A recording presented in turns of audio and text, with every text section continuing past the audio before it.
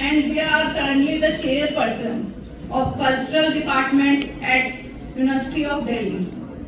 तो मैं सर का स्वागत करती हूँ इस मंच पर पधारने के लिए, और हम सभी का सौभाग्य है कि आज हम अनुप लाठर जी से रूबरू होने जा रहे हैं और हमें मौका मिला है इनसे बातचीत करने का, इनसे इनके अनुभवों को जानने का, इनसे कुछ सीखने का। तो काफी प्रेरणादायक रहेगा ये सफर और आप सभी शांति से इसको आनंद लीजिए।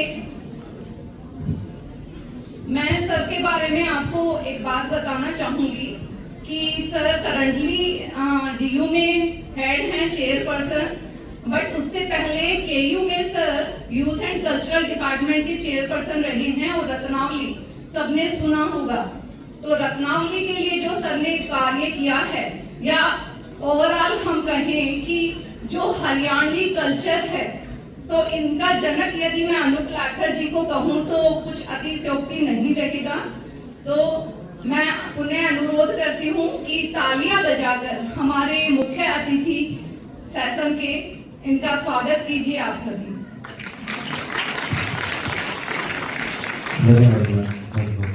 आज हमारी बातचीत का टॉपिक रहेगा हरियाणवी कल्चर, और हरियाणवी कल्चर के लिए सर ने जो कार्य किया है उसकी एक थोड़ी सी झलक मैं आपको दिखाना चाहूंगी, बताना चाहूंगी। उसके बाद हम सर से सुनेंगे उनके अनुभवों को। तो उससे जो हमारा हरियाणवी ऑर्केस्ट्रा है और जो फोक डांस, जो सांग हम कहते हैं, फोक थिएटर हरियाणवी, इसमें सर ने जो कार्य किया है वो अभिनंदनीय है।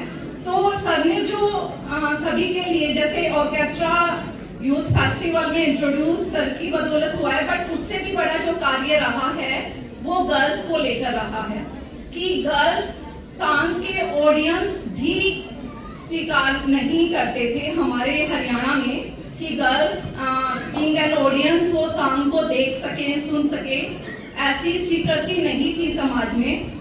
तो सर ने खुद स्टेप उठाया है और गर्ल्स को इवन ऑडियंस ना रहकर उन्होंने पार्टिसिपेंट्स भी बनाया है सांग में। तो ये जो कार्य है ये अनुकरणीय है। तो मैं स्टेज हैंडओवर करती हूँ सर को, उनके अनुभव सुनने के लिए हम सभी उत्सुक हैं। तो सर आप बताइए अपने अनुभव और हरियाणवी संस्कृति के बारे में जो आपके विचार हैं, और हम इसको नई ऊंचाइयों तक कैसे लेके जा सकते हैं, इसके बारे में पुनः आप बताइए। जी, सभी को नमस्कार और मैम आपका बहुत बहुत धन्यवाद इतना सुंदर सा अच्छा परिचय देने के लिए। हमारे सभी दिग्गज, हमारे ऑडियंस में सभी साथी लोग और छात्र एवं हमारे फैकल्टी ऑफ नेहरू कॉलेज, पहले तो सबसे ये कि ये जो साहित्य उत्सव है ये एक बहुत बड़ा कार्य हो रहा है। जब हम कोई कार्य शुरू करते हैं तो शुरुआत में उस कार्य का महत्व के बारे में नहीं बताया। मैंने जब रत्नावली प्रारंभ की 85 में, तो ये सोचकर नहीं किया था कि वो रत्नावली एक इतना बड़ा विशाल आयोजन, समागम, हरियाणवी संस्कृति का महाकुंभ बनकर खड़ा हो जाएगा। ऐसे ही ये साहित्य उत्सव जो शुरू किया है, ये साहित्य उत्सव में पिछले वर्ष भी यहाँ पर शामिल हुआ था और फोर्थ है। अभी आप सोच भी नहीं सकते, वो बिल्कुल इस तरीके से है कि जैसे आप जो अंतिम पंक्ति में बैठे हुए छात्र हैं, वो स्वप्न लेते होंगे कि हम किसी तरीके से होकर यहाँ प्रथम पंक्ति में आ जाएं, और प्रथम पंक्ति से होते होते हम मंच पर आ गए। ये यात्रा बड़ी लंबी होती है, लेकिन सोच से पार होती है ये।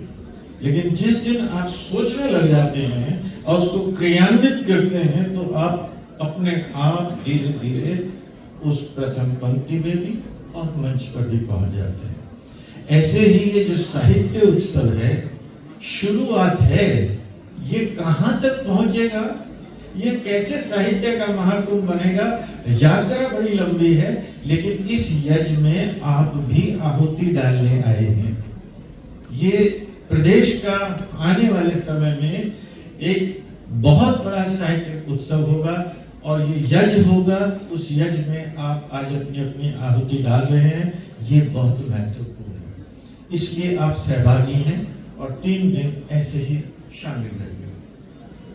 मेरी व्यक्तिगत यात्रा में भी आप ही की तरह छात्र 79 में पास आउट किया लॉ में, तो मुझे समझ नहीं आया कि मैं क्या करूं। जैसे आपको भी समझ नहीं आता कि आप अभी पढ़ रहे हैं लेकिन आने वाले समय में आप क्या करेंगे।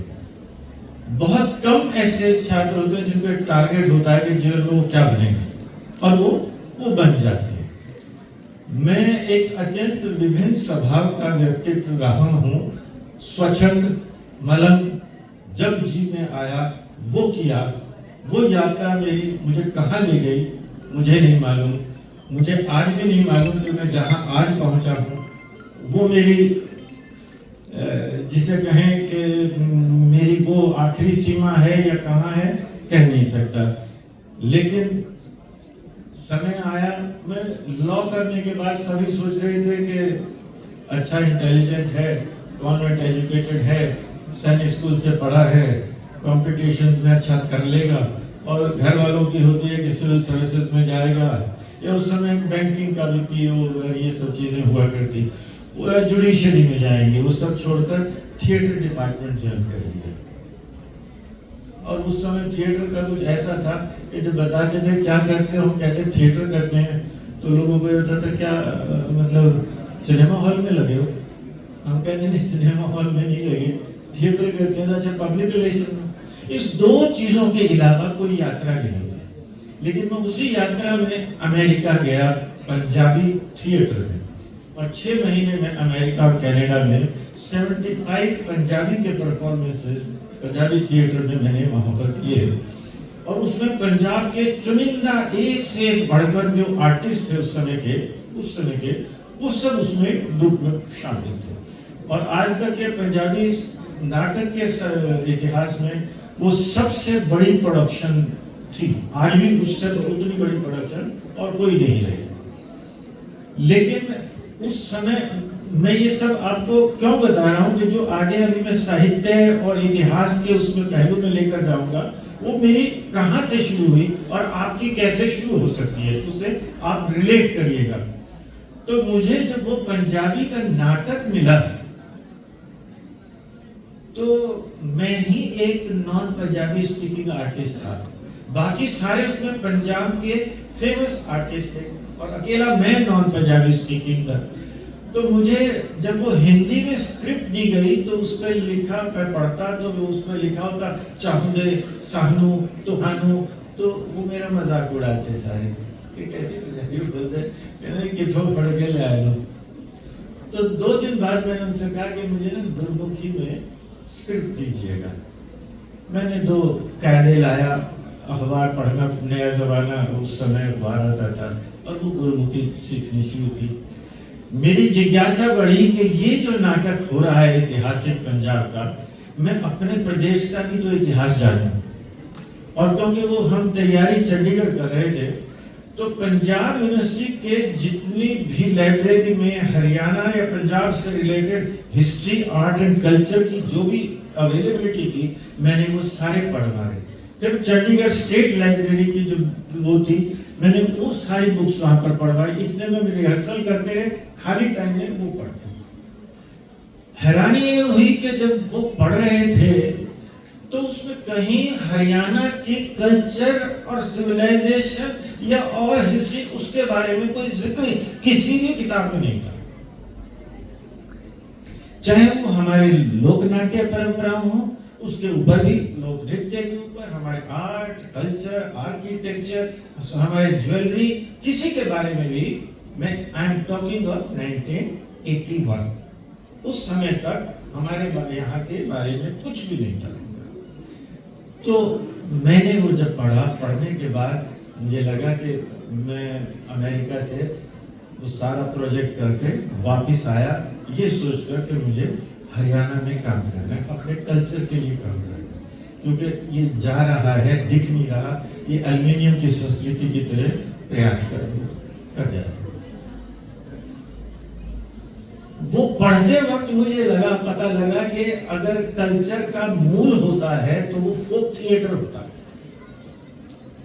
मैं क्योंकि कॉन्वेंट एजुकेटेड था, क्योंकि मैं सैनिक स्कूल कुंजपुरा से पास आउट थे, वहाँ हॉस्टल रहे, तो अपने लोक साहित्य और लोक बोली के बारे में कुछ भी नहीं पता था। मैंने तब तक कोई रागनी भी नहीं सुनी थी। तो मैं 2 साल एक सांगी के साथ गांव-गांव में लगाए, ये जानने के लिए कि सांग होता क्या है, हमारा साहित्य क्या है, हमारी रागनी क्या है, ये सब चीजें समझने में। और वहां से हमारी यात्रा preservation, promotion and documentation of Haryana culture की यात्रा प्रारंभ करते हैं। हरियाणा है क्या? सबसे बड़ी समस्या का विषय ये है। हमारे सब लोग कोई अलग 10 कहानियां बताते हैं। पहली बात तो ये है कि आइए चलो लौट चलते हैं 1857 से पहले। 1857 से पहले के समय में हम दिल्ली सूबा के भाग थे। तब कोई हरियाणा नहीं था, सिर्फ दिल्ली सूबा था। और दिल्ली सूबा तकरीबन दिल्ली के 200-250 किलोमीटर चारों तरफ जो इलाका था वो दिल्ली सूबा कहलाता था। दिल्ली सूबा का जो नॉर्थ में एंड था वो सरहंद था, इसीलिए हिंद का सरहिंद कहते थे। वहां से फिर पंजाब सूबा शुरू होता। यमुना के उधर गंगा तक और इधर दिल्ली अलवर, ये सारा इलाका ये हरियाणा कहलाता, जिसको एक बार आकर राव वीरेंद्र सिंह के समय उस समय विशाल वो बना भी विशाल हरियाणा और ये कंसेप्ट शुरू होने लगा। 1857 में क्या हुआ कि हमारे जो ये इलाका था, अगर हम समरी में कहें तो 1857 का स्वतंत्रता संग्राम इस धरती पुत्रों का संग्राम था, दिल्ली सूबा के धरती पुत्रों का संग्राम था। क्योंकि इसके अलावा जो लोग शामिल थे वो राजा रजवाड़े थे जिनके अपने शायद कुछ थोड़े बहुत स्वार्थ भी नहीं थे, लेकिन ये वो लोग थे जिनका कोई स्वार्थ नहीं था और उस 1857 के स्वतंत्रता संग्राम में जो दिल खोलकर शामिल हुए। लेकिन जो पंजाब का सूबा था, पंजाब के सूबे के लोगों ने साथ दिया ब्रिटिशर्स का, हथियार से भी और फौज से भी। और वो 1857 का स्वतंत्रता संग्राम क्रश हुआ।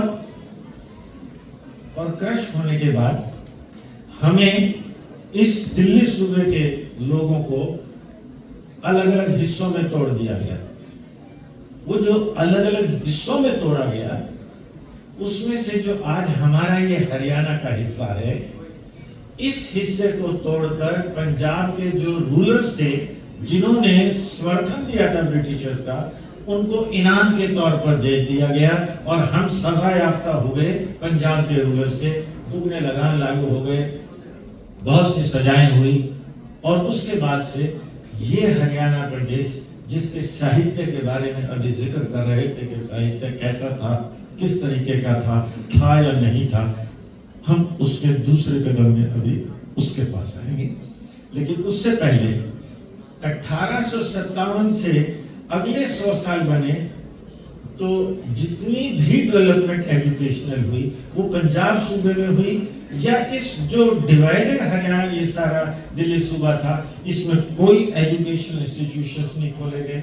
इसीलिए जितनी भी एजुकेशनल इंस्टीट्यूशंस हरियाणा में हैं, सिवाय 2-4 स्कूली एजुकेशन इंस्टीट्यूशन को छोड़कर सब की सब 1947 के बाद।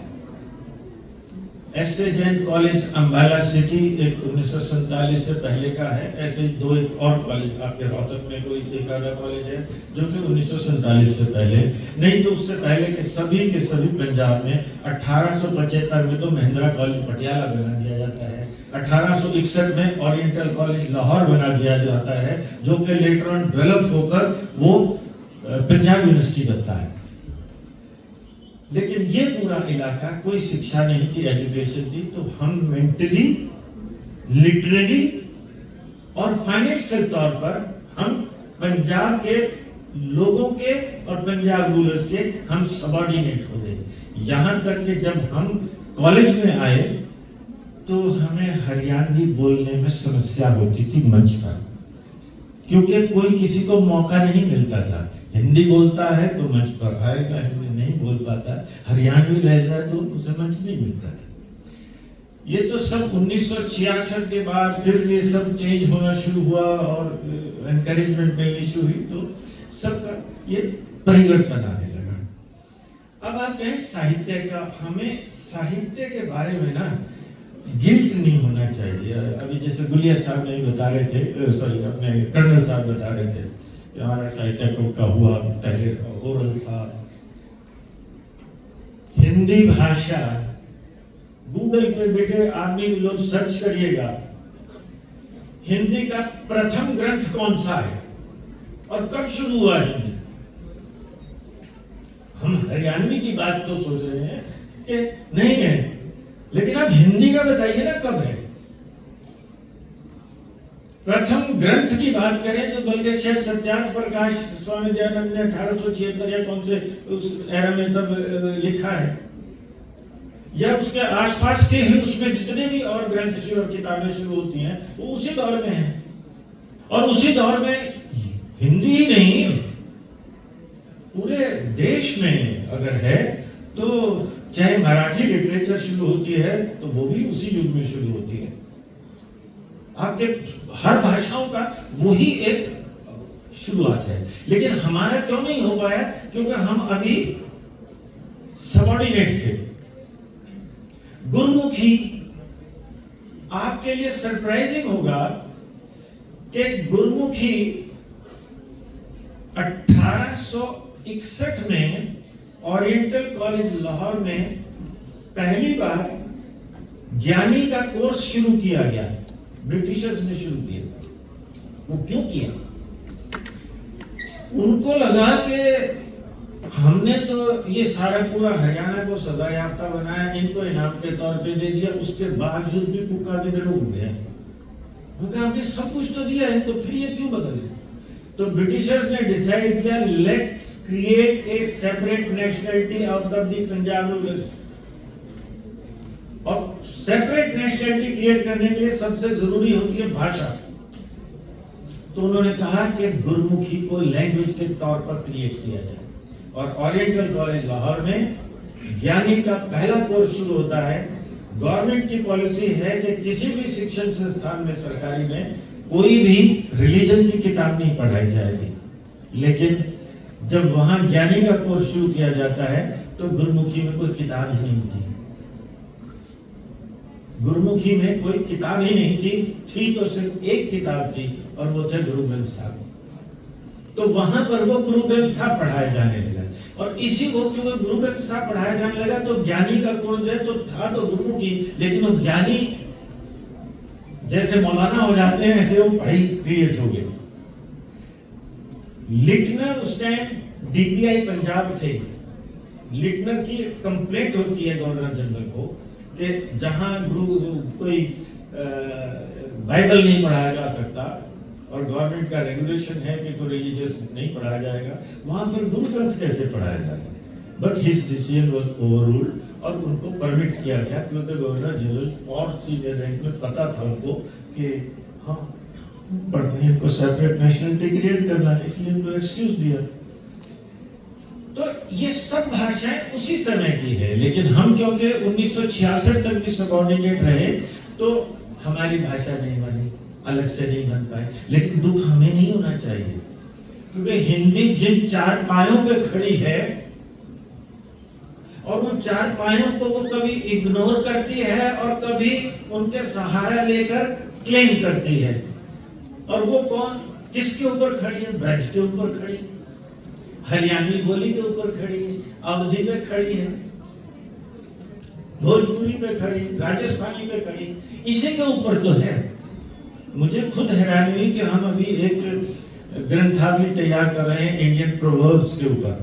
तो जब हिंदी की बात आई तो हिंदी में तो प्रोवर्ब्स नहीं, क्योंकि प्रोवर्ब्स तो खड़ी बोली में, और हिंदी जो है खुद में बोली नहीं है, तो खड़ी बोलियों को ऊपर बोली है। उनके ऊपर खड़ी चारपाई है। तो हमें उसमें विशेष प्रावधान करना पड़ा कि हमें हिंदी का जब हम कर रहे हैं तो साथ में जो खड़ी बोली हमारी सब है ये भी उसमें उसका भाग बने। और प्रोवर्ब्स हम साथ में जब 22 लैंग्वेजेस को ले रहे हैं, लेकिन ये खड़ी बोलियों के भी लेने हिंदी के लिए आवश्यक है। अगर हिंदी को जीवित कर रखना है और हिंदी को अगर सशक्त करना है तो ये 4 मुख्य धाराओं की जो बोलियां हैं इनको भी सशक्त करना होगा। हाँ, हम उसको कब प्रदेश में बोली से भाषा के तौर पर लेकर आ पाएंगे या नहीं ला पाएंगे कह नहीं सकते, लेकिन एक आपसे खुशी शेयर करता हूँ, हम कर पाए ना कर पाए, हमारे यहाँ से पाकिस्तान में जो हरियाणवीज माइग्रेट किए थे उन लोगों ने वहाँ पर हरियाणवी को भाषा बनाने के लिए प्रयास शुरू कर दिए। उन्होंने उर्दू में हरियाणवी का कायदा भी बना लिया है, उन्होंने हरियाणवी में रसाले भी शुरू कर दिए हैं, उन्होंने हरियाणवी की अपने ये मुशायरे भी मुल्तान में शुरू कर दिए हैं। और अब पीटीवी ने पाकिस्तान ने हरियाणवी भाषा को उसमें इंक्लूड करना शुरू कर दिया है। और नेक्स्ट इलेक्शन में उनकी डिक्लेरेशन है कि वो हर अपनी भाषाओं में हरियाणवी को अपनी भाषा लिखवाएंगे। तो हम अपने आप को अकेला मन नहीं सोच के चले, ये सोच के चले कि यस हमें आगे चलना है। हमारे साथ दुर्भाग्य अभी क्या है कि हमारा जो एजुकेटेड क्लास है वो अभी राजनीतिक स्तर पर सशक्त नहीं है, और क्योंकि राजनीतिक स्तर पर सशक्त नहीं है तो उसकी सुनवाई नहीं है। और जो राजनीतिज्ञ है उसको इसकी कोई उपयोगिता नजर नहीं आती है, उसको उस भाषा की, चाहे वो कोई भी मतलब सरकारें नहीं हो, सभी बराबर सी भागीदार हैं इसमें, चाहे आज या पहले। ये मैंने इतिहास से थोड़ा सा परिचय कराया। मैम आप कुछ पूछना चाहेंगे? नहीं तो हम फिर आगे चलें।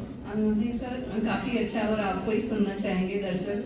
और जो जानकारी आपने दी है उससे अनभिज्ञ थे, इवन हमें भी नहीं पता थे कि इतना इतिहास हमारा गौरवशाली रहा है और हरियाणा गर्व का विषय था और रहेगा। और आगे भी हम अपनी जो युवा पीढ़ी को कि आप संबोधित जो कर रहे हैं तो इस पे गर्व करते हुए आप सुनने के लिए उत्सुक रहिए कि आगे हमारे लिए क्या भविष्य है हरियाणा का। तो हम आपसे ही सुनना चाहेंगे कि आगे क्या भविष्य रहने वाला है और वर्तमान में क्या चल रहा है हमारी हरियाणवी भाषा को लेकर, इसको हम कैसे उत्थान कर सकते हैं। मित्रों, पहले तो एक चीज मैं आपसे विश्वास से कह रहा हूं कि मैं अगली 4 पंक्तियों से संबोधित नहीं, मैं बातचीत जो करना चाहता हूं पीछे की जो पंक्ति में लोग बैठे हैं उनसे करना चाहता हूं। आगे की पंक्ति के हम सब लोग, हम अब मेरे समय हम बीत चुके हैं, हम बीत चुके हैं, आप लोगों का समय है, आगे आप लोगों ने लेकर जाना है। हमारी उम्र के लोग आपकी पीढ़ी को जेनजीज कहते हैं और सभी सोचते हैं कि जेनजीज हैं, ये कुछ सोचते कुछ कहते कुछ, इशारा कुछ, बात कुछ, और समझते कुछ और कहते क्या है, खाते क्या है पता नहीं। लेकिन मैं ये मानता हूं कि आपकी पीढ़ी बहुत सशक्त है, टारगेटेड है, हार्ड वर्किंग है, जो सोचती है वो करती है, लेकिन इज्जत उसकी करती है जो इज्जत के लायक है। एक बार जोरदार ताली आपने लिए हो जाएगी। युवा पीढ़ी के प्रेरणादायक सब हैं ये। इज्जत उसकी करती है जो इज्जत के लायक है। हमारे सामने जाओ तो गुरु जी हैं, कैसे हैं, पता नहीं क्या है, कुछ है कि नहीं है, 2 दीवाने पैर छुए गुरु जी। अब बच्चा नहीं करता है, वो ये देखता है कि ये दुर्योधन के लायक है या नहीं, मैं तो अर्जुन हूं, वो सोचता है। क्योंकि हर एक को अर्जुन नहीं मिलता है, हर एक को अर्जुन मिले तो सभी शिक्षक दुर्योधन बन जाए। दुर्योधन को अर्जुन तो भाग्य से मिलता, सॉरी द्रोणाचार्य को शिष्य तो भाग्य से मिलता है। अगर उसको द्रोणाचार्य को अर्जुन मिल जाए तो मिले, तो उसको बाकी भी 5 और शिष्य थे, उन्होंने तो द्रोणाचार्य नहीं बनाया ना। बनाया किसने? अर्जुन ने। क्योंकि अर्जुन के भाग्य में था कि वो उस शिक्षक को द्रोण बनाएंगे, द्रोण जैसा शिक्षक अर्जुन के भाग्य ने बनाया। मैं आपसे यही उम्मीद करता हूं कि आप सब वो अर्जुन बने, इस विश्वविद्यालय के हर शिक्षक को आप द्रोण बना दें।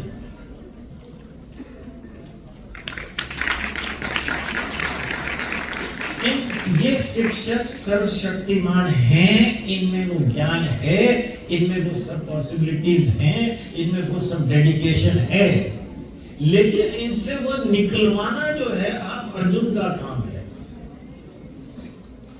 तो मैं ये उम्मीद करता हूं कि ये जो साहित्य उत्सव का आयोजन हो रहा है, इसको अगर आने वाले समय 20 साल बाद, 10 साल बाद आप इसको आगे बढ़ाकर जो लेकर जाएंगे, इन स्मृतियों को आगे बढ़ाकर लेकर जाएंगे और देश का साहित्य का उत्थान होगा, वो आप लोगों के माध्यम से होगा। आप सबसे प्रथम रूप से लिखना शुरू करिएगा, पढ़ना शुरू कीजिएगा। बिना पढ़े कोई ज्ञान नहीं है, और आज ज्ञान आपके हाथ में है, आपको दूर नहीं जाना। हम कहते हैं, मैं एक कार्यशाला लगाया करता था, साहित्य कार्यशाला, लगभग 20 वर्ष लगाई हुई। हमारे मित्र थे सूर्य स्वामी, बहुत अच्छे ऑरेटर थे। हमारे भूतपूर्व मंत्री भी गायडी स्वामी जो है, उनके बेटे थे सूर्य स्वामी। वो देखने में बड़ा गोरा चिट्टा सा, गोल्डन सी उसकी दाढ़ी होती थी, हमारा साथ पढ़ता रहता। तो हम बड़े कॉम्प्लेक्स में रहते थे। हिंदी में बहुत अच्छा बोलता, अंग्रेजी में बहुत बढ़िया बोलता, पंजाब यूनिवर्सिटी में इलेक्शन भी लड़ा, वो भी बन गया। तो बड़े मन में उसे मतलब एनवी करता था, मैं जेलस नहीं करता था, envy, I was envious about him, कितना अच्छा करते। तो हमने कार्यशाला शुरू की, तो 3 लोगों ने शुरू की थी, सूर्य ने, मैंने, कपिल ने और मेरे वाइफ और मैं, हम 4 लोगों ने। तो हम एक दूसरे को छेड़ते थे कि चैलेंज करते थे कि देखते हैं एक स्टेप और कितना थ्रेशोल्ड क्रॉस कर सकते। तो एक दिन हमने मंच पे एक डेमोन्स्ट्रेशन लेते थे, तो हमने कहा सूर्य जी एक डेमोन्स्ट्रेशन देना है लेक्चर का। वो एकदम से खड़े हो गए, हाँ जी विषय बताइए। मैंने क्या पढ़ें, कब पढ़ें, कैसे पढ़ें, what to read, when to read, how to read. और वो शुरू हुआ। मुझे आज तक भी उसका वक्तव्य याद है कि कब पढ़ें, क्या पढ़ें, कैसे पढ़ें। आज मैं कहता हूं, अब तो कब पढ़ने का तो है ही नहीं, किसी टाइम पढ़ें, मोबाइल हाथ में है, कहां पढ़ें कोई दिक्कत नहीं है। हम पहले कहते थे अपने साथ एक डायरी रखिएगा, रात को स्वप्न की निद्रा की एक क्षण आता है, आपकी निद्रा खुल जाती है, आपके विचारों का एकदम से वो बनने लगता है, आपके आगे विजुअल्स बनने लगते हैं, और फिर आपको नींद आ जाती है और भूल जाते हैं। हम कहते थे उस समय में उठ जाओ, डायरी रखो, साथ में उसमें लिख लो, फिर उसके बाद भूल जाओगे। वो कविता भी हो सकती है, वो विचार भी हो सकता है, वो चित्र भी हो सकता है, उसी समय लो और बना लो। लेकिन आज तो हमारे पास ये मोबाइल है, इसका सदुपयोग करें और जब मर्जी पढ़ें, लेकिन पढ़ें वो जो आपके लिए इंटरेस्टिंग हो। तो क्या पढ़ें? जो आपके लिए इंटरेस्टिंग हो। मैं इंग्लिश ऑनर्स बीए में करने लगे तो हमें चार्ल्स डिकेंस की हार्ड टाइम्स पकड़ा दी, और एक वो और थी, बुक में नाम भी भूल गया, मतलब प्राइड एंड प्रेजुडिस, वो दोनों पढ़ाई। वो मैंने कुछ पन्ने पढ़े, जो प्रिंट भी था उस पर इतना बोरिंग था, मैंने उसके बाद कई साल जो ना कोई अंग्रेजी का लिटरेचर ही नहीं पढ़ा उसके बाद। तो इसलिए पढ़िए वो जो इंटरेस्ट बने, जिसमें जो अच्छा लगे, फिर अपने आप ग्रेजुएट कर जाएंगे आप उससे ऊपर पढ़ने का और उससे ऊपर पढ़ने का। लेकिन हम अगर यूं कहें कि हरियाणा का साहित्य क्या है, हरियाणा का साहित्य, अरे सरस्वती किनारे लिखा हुआ सारा साहित्य है जो इस प्रदेश की भूमि पे है, वो साहित्य ही तो है। सारे वेदों की रचना सरस्वती के किनारे तो है, सारी रचनाएं यही तो है, गीता का उपदेश यहीं पर है। मुश्किल क्या है, मैं कंटेम्परेरी उस पर आना चाहता हूं। हम हिंदू नहीं है, एक नया नैरेटिव खड़ा हुआ है, हम हिंदू नहीं है। अरे भाई बड़ी अच्छी बात है, आप हिंदू नहीं है, आप हिंदू नहीं है तो क्या हैं? अरे कुछ 100 साल पहले ही तो आप में से कुछ लोग मुस्लिम बने, वो कुछ नहीं में से बने थे क्या? आप ही में से कुछ लोग कुछ 100 साल पहले सिख बने, आप ही में से बने। अगर आप हिंदू नहीं थे तो कुछ भी नहीं थे, और फिर अगर आप कुछ भी नहीं थे तो उस धर्म परिवर्तन को रोकने के लिए स्वामी श्रद्धानंद ने क्यों गोली खाई, क्यों अपनी ऐसी तैसी कराई? एक नया नैरेटिव नए लोग क्रिएट कर रहे हैं, विघटन का, हमें समाज से हटाने का। वो नैरेटिव क्या है?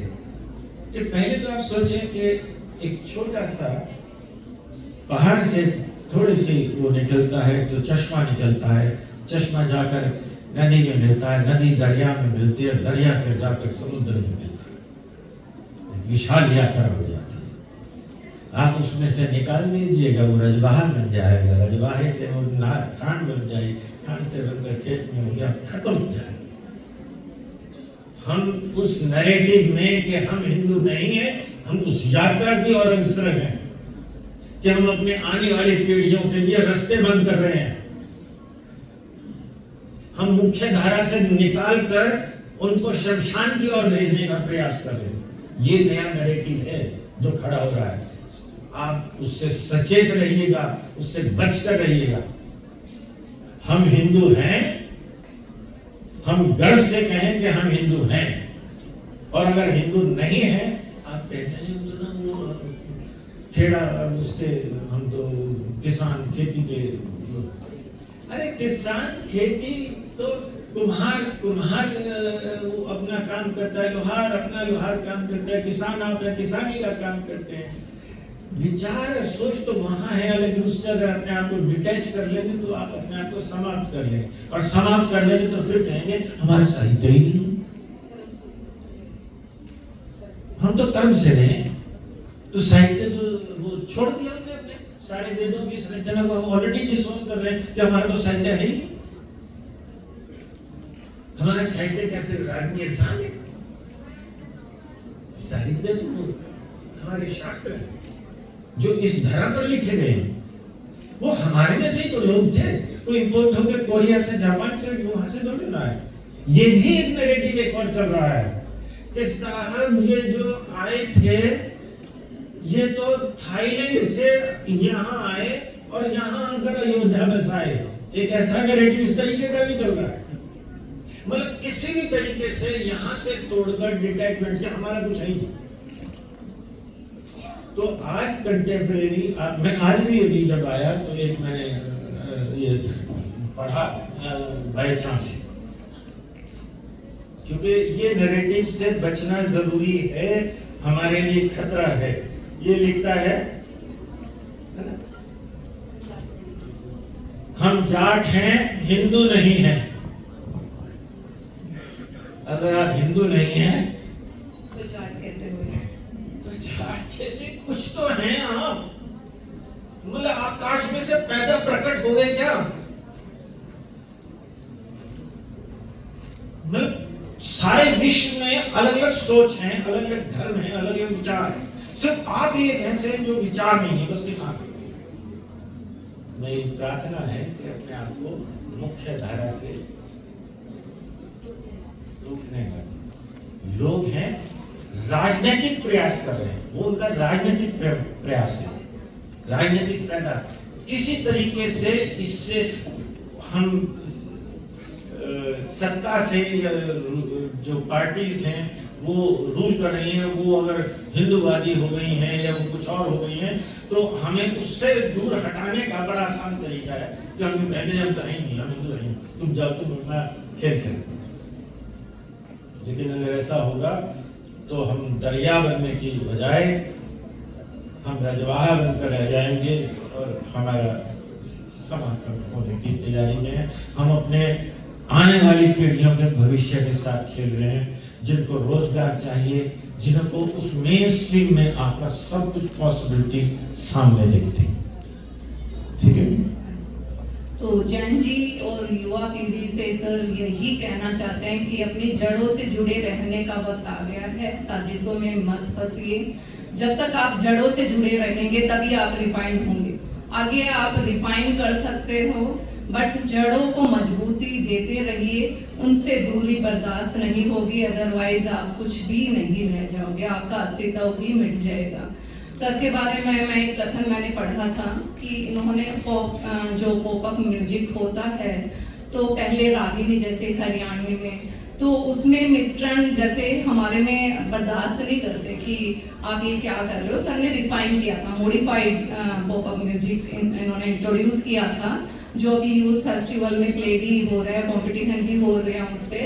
बट जब इन्होंने इंट्रोड्यूस किया तो काफ़ी प्रोटेस्ट, बहुत विरोध इन्होंने सहा था कि आप तो डिवास्टेशन कर रहे हो सब कुछ म्यूजिक का। मैं बताता हूँ कि रत्नावली जब हम की यात्रा कर रहे थे, काम कर रहे थे रत्नावली के लिए, तो एक समय सा ऐसे आया, मुझे महसूस होने लगा कि युवा पीढ़ी जो है ना थोड़ी सी कट रही है। सिर्फ फोक फोक फोक फोक फोक एक ही सी चीज देख, एक ही सी फोक में डांस हो गया, जहाँ स्किट हो गई, रागिनी हो गई, तो हमारे यंगर पीढ़ी थोड़े से डिटैचमेंट में है। मैं क्योंकि यंगस्टर्स में रहा हूँ सदा, तो मैं उनकी नब्ज थोड़ी समझता हूँ। तो मुझे रहता ही है कि कुछ ना कुछ एक्सपेरिमेंटेशन करना चाहिए। पहले एक्सपेरिमेंटेशन करो, उसका परफॉर्मेंस करो, और परफॉर्मेंस का रिजल्ट देखकर और फिर उसको आगे इंट्रोड्यूस करो। तो मैं क्योंकि अध्ययन करता हूँ, पढ़ता हूँ, तो मैंने सोचा कि हमें हरियाणवी पॉप शुरू करना चाहिए। अब आप कहेंगे ये क्या हरियाणवी पॉप? मैंने अनाउंस कर दिया और शुरू करने का कहा कि हरियाणवी पॉप शुरू करेंगे। मेरे खिलाफ कई शहरों में पोस्टर और बैनर लगे कि हरियाणवी पॉप तो हरियाणवी पॉप है, हरियाणवी नाच है, फलाना है, ये लाठी क्या कर रहा है। मेरे खिलाफ एक अखबार ने तो एडिटोरियल भी छाप दिया कि सर ये सत्यानाश बेड़ा कर रहे हैं। मेरे चर्चा हुई, मैंने कहा भाई आप लोगों को पता नहीं है कि पॉप क्या है, तो मैं क्या करूं उसके बारे में। Pop is an, as per Fontana dictionary of thought, pop is an industrialised version of folk. If it is not folk, it is not pop. लेकिन अगर आप पंजाबी में गाया हुआ कोई भी गाने को आप पॉप माने तो मेरा दोष नहीं है ना, वो तो आपके अपना ज्ञान नहीं होने का दोष है। मेरे लिए तो ये कि उसी रागनी को जब आप इंडस्ट्रियलाइज्ड वर्जन में, आप आज के हमारे पास स्टूडेंट्स आ रहे हैं, आप उससे खेलकर उसको नौजवान के लिए इंटरेस्टिंग बनाते हैं। आज वही पॉप कितना पॉपुलर है पीढ़ी में, नौजवान पीढ़ी में, हर जगह वो हरियाणवी पॉप सुनने को मिलता है। अब मैं 10 साल बाद रत्नावली में इस वर्ष गया, फिर वही समस्या खड़ी थी। मेरे से पूछते हैं कि बच्चों का इंटरेस्ट नहीं होना, आप क्या सुझाव देते हैं? मैंने कहा है सुझाव ये कि उनकी नब्ज पे ध्यान करो। अगर आप युवा पीढ़ी में काम कर रहे हैं तो युवा पीढ़ी की नब्ज पर ध्यान करो। आज वो रील्स इंजॉय करता है, हम भी रील्स इंजॉय करते हैं, शॉर्ट्स इंजॉय करते हैं, 1.5 मिनट का कंसंट्रेशन है। आप विधाएं उस तरीके की भी सोचो। अभी बच्चे एंकरिंग कर रहे थे, आए, एक आ रहा है, दूसरा जा रहा है ना, कोई और कर रहा है, एक लाइन बोल रहा है, पंक्ति बोल रहा है, एक इशारा कर रहा है, दूसरा कुछ और कर रहा है। कितना अच्छा लग रहा था ना। उसकी बजाय वही एक बोलता है जैसे रेजिमेंटेड है, या मैं ही जैसे मुझे कर्नल साहब ने कहा कि आपने वो इनॉग्रेशन एड्रेस देना है। अब मैं तकरीबन क्योंकि दिल्ली कल्चर काउंसिल का चेयरपर्सन हूँ, तो तकरीबन हर दूसरे दिन कहीं ना कहीं मुख्य अतिथि के तौर पर जाना होता है। वहाँ जाता हूँ और अब इतने वर्ष हो गए मुझे पढ़ते पढ़ाते कि मुझे अब नोट्स बनाने की आवश्यकता नहीं पड़ती है। मैं जाता हूँ, दर्शक देखता हूँ कैसे हैं, कुछ अंदाज मेरे से पहले बोलने वाले 2 लोग बोलते हैं, वो अपने आप को छोड़ जाते हैं, मैं वहीं से अपनी कथा शुरू कर लेता हूँ। एक पंडित जी की तरह जहाँ से शुरू हुआ श्लोक पढ़ा और श्लोक पढ़ के उसके बाद दिमाग में आया शुरू हो गया। तो मुझे लगा कि यहाँ भी आकर मैं युवा पीढ़ी में आकर वैसे ही बोलूंगा, ये तो वैसे ही सत्य में आ जाएंगे। हम इससे पहले इनको बुला रहे हैं कि हमारी बात सुन लो, ये मूठ के भागने वाले बन जाएंगे। गलत तो नहीं कह रहे हैं आपको इंटरेस्ट तभी है ना जो इंटरेस्टिंग आपके मुताबिक हो। तो नई विधाएं, नई चीजें, पुरानी प्रिजर्वेशन, प्रमोशन एंड डॉक्यूमेंटेशन भी जरूरी है, लेकिन नई एक्सपेरिमेंटेशन भी उसके साथ साथ जरूरी है। हमें जैसे मैं रत्नावली में अभी सुझाव दिया कि आप बहुत कल्चर तो कर ही रहे हैं, शुरू से चल रहा है, अब साहित्य की तरफ चलिए, आर्किटेक्चर की तरफ चलिए, अपने हरियाणा के आर्किटेक्चर के ऊपर काम सुनिएगा, कराइएगा, लेक्चर सुनिएगा, ज्वेलरी के ऊपर लीजिएगा, कॉस्ट्यूम के ऊपर लीजिएगा, विधाओं के ऊपर लीजिएगा, तो एक और आपको डिटेलिंग मिलेगा ज्ञान। क्योंकि तो ज्ञान अगर वही फैलते रहे, वही सुनते रहे तो सब बोरिंग हो जाएगा। This is how we must have change. So pop was a good change and I still enjoy, I am young at heart. मैं अपने दिल से कहता हूँ, मुझे थिरकने में मजा आता है, मैं आनंद लेता हूँ, थक पड़ती है तो संगीत का आनंद आता है, कुछ भी विजुअल्स में अच्छा होता है वो भी अच्छा लगता है। और क्योंकि जीवन में स्वच्छंद मलंग आनंद में रहा हूँ, जो जीवन में आनंद आया वो किया, नहीं आया तो नहीं किया। तो कभी मैं लेखक बन गया तो मैंने किताबें लिखी हैं, जब मैंने परफॉर्म किया तो मैंने डायरेक्टर, तो मैंने प्रोडक्शन डायरेक्ट किया, आजकल मैं डॉक्यूमेंट्रीज और डायरेक्ट कर रहा हूँ तो वो बना लेता हूँ। तो जो दिल में आता है, पिछले मेरे YouTube पे सब्सक्राइबर हैं 32,000 के करीब, पिछले 4 साल से मैंने अपने YouTube पे कुछ अपलोड नहीं किया। लोग कहते क्यों नहीं करते, मेरा दिल नहीं कर रहा, नहीं करता, मैंने कौन से पैसे कमाने। लेकिन करो वो जो अच्छा हो, करो वो जो अच्छा हो, वो नहीं कि जो ओछा हो। करो वो जो अच्छा हो, ना कि वो जो ओछा हो। अगर ओछा करना हो तो उसी पर क्लिप लगा ले, 2 लिख देते हैं, करा तो है नहीं उसमें, ओछा कुछ भी नहीं है, लेकिन 2 शब्द 2 लाइन लिख देते हैं जिससे लगता है ओछा है। आप फटक से क्लिक करते हैं और अट्रैक्ट कर लेते हैं, अपनी ऑडियंस बनाते। वैसे भी जीवन में आनंद लो, ओछा आनंद। हाँ जी सर, सही कहा आपने कि युवा पीढ़ी को शॉर्ट एंड स्टडी जो पेशेंस इनमें कम हो गया, शॉर्ट एंड स्टडी इनको रिजल्ट चाहिए, आउटपुट चाहिए, बट उसके लिए जड़ों से ये जुड़े रहें और रिफाइंड होते रहें, मतलब सीखें, इंटरेस्टिंग सीखते रहें, बट वो अच्छा इनको सीखने की ज़रूरत है। कुछ भी गलत डायरेक्शन में जाएंगे तो डिवास्टेशन मस्ट है कि डिवास्ट होके रह जाएंगे, करीब आ ही जाएगा।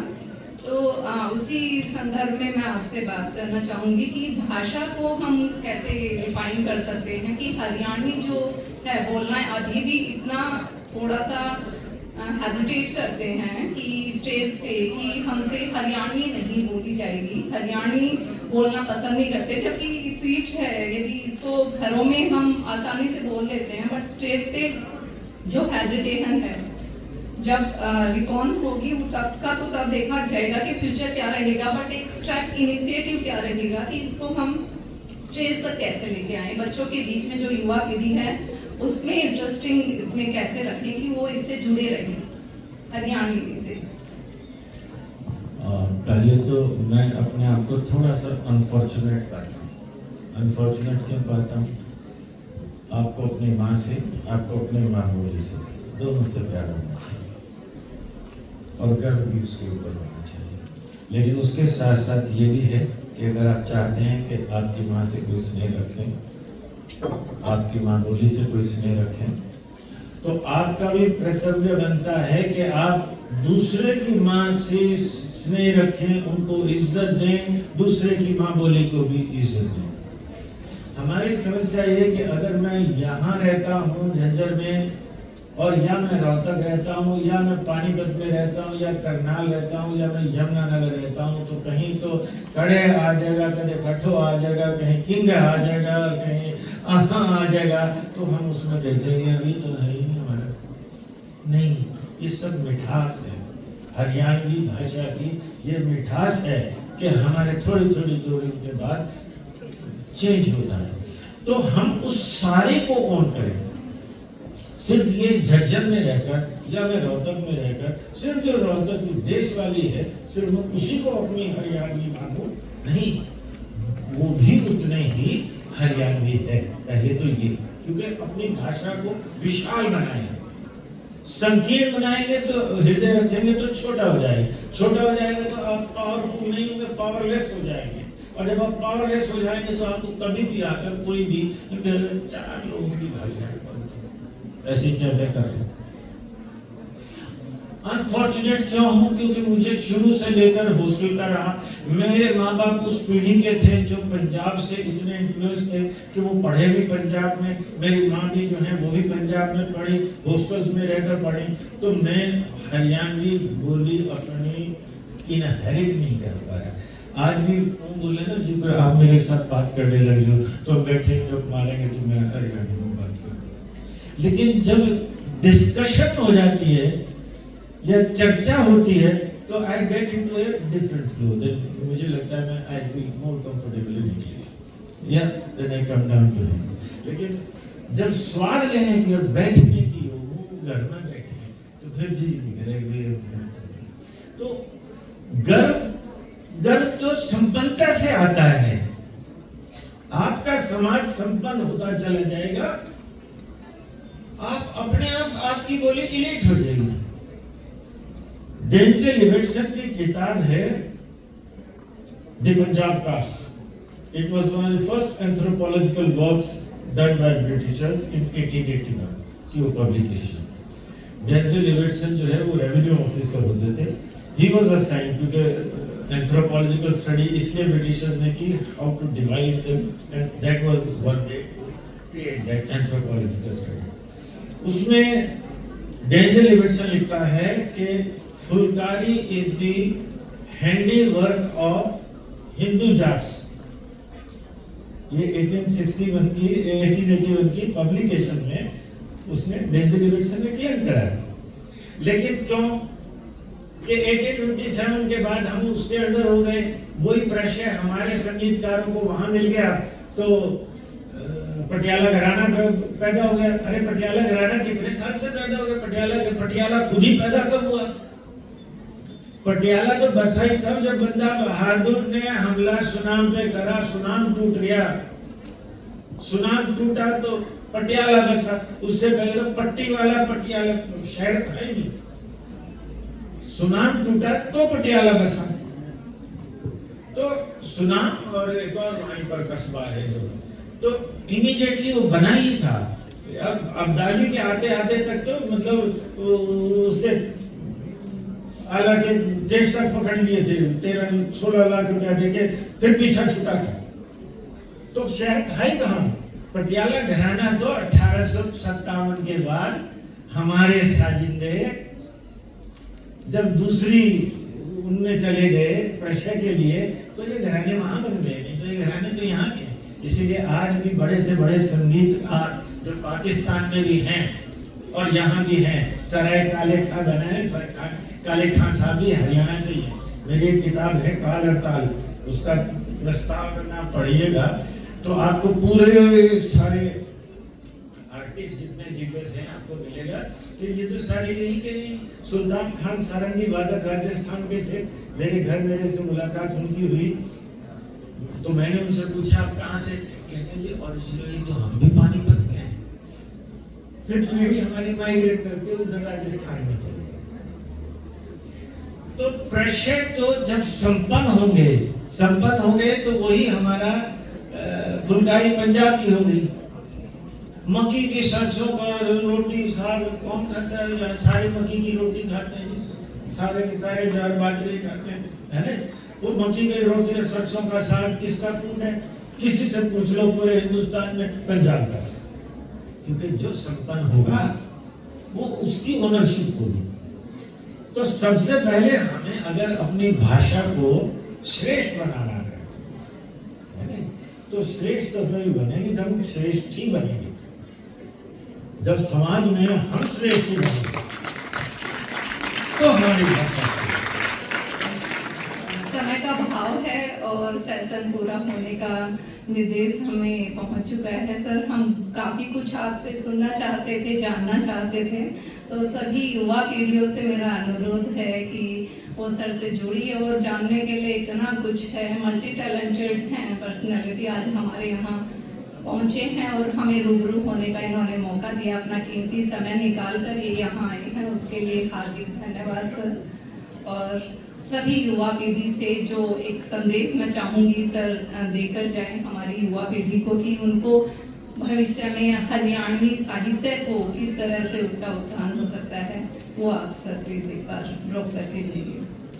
अपने भाषा, अपने कल्चर पर गर्व कीजिएगा, दूसरे की माँ बोली की इज्जत कीजिएगा और अपने में विश्वास रखिएगा और खूब सा अध्ययन कीजिएगा और ऐसे ऐसे साहित्य उत्सव जो हो रहे हैं उनका अनुमोदन समर्थन कीजिएगा, ताकि आने वाले समय में ऐसे हर जिले राज्य में ये हो और ज्ञान की वर्षा हो। आपका बहुत धन्यवाद। जोरदार तालियों के साथ सबका स्वागत कीजिए, अभिनंदन कीजिए, धन्यवाद करिए।